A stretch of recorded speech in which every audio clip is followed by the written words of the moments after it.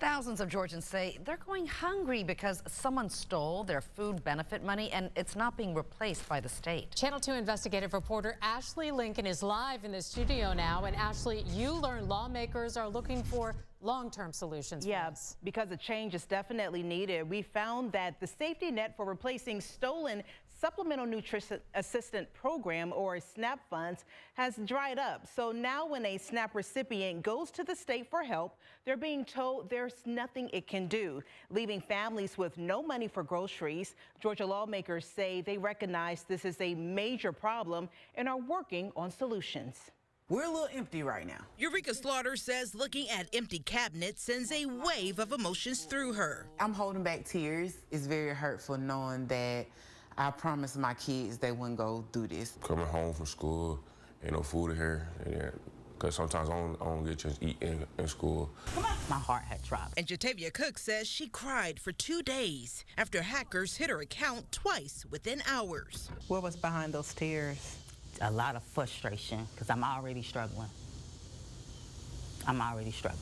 Both women are one of thousands of Georgians who've told Channel 2 Action News their state-issued SNAP cards were hacked. All of the funds hacked. For more than 2 years, Channel 2 has covered SNAP recipients' frustrations about stolen benefits.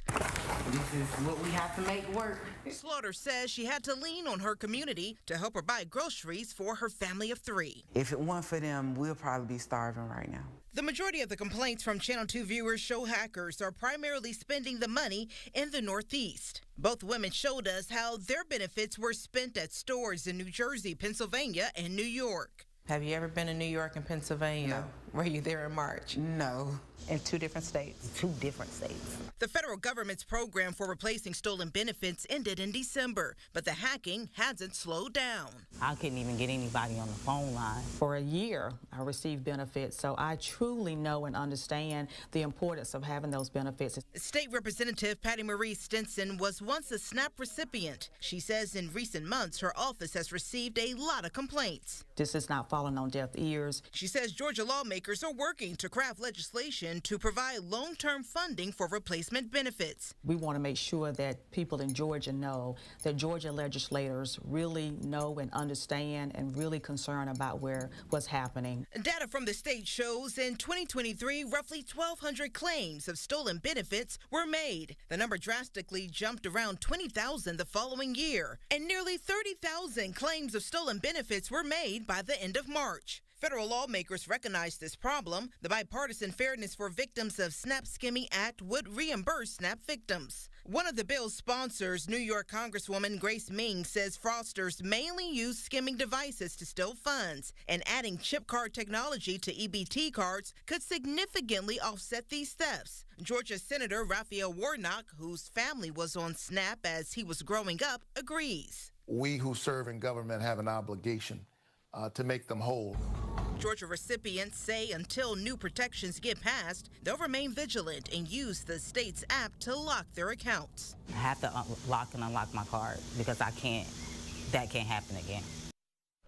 And the Georgia Department of Human Services oversees SNAP funds. The commissioner was not available, unfortunately, for our interview for this segment.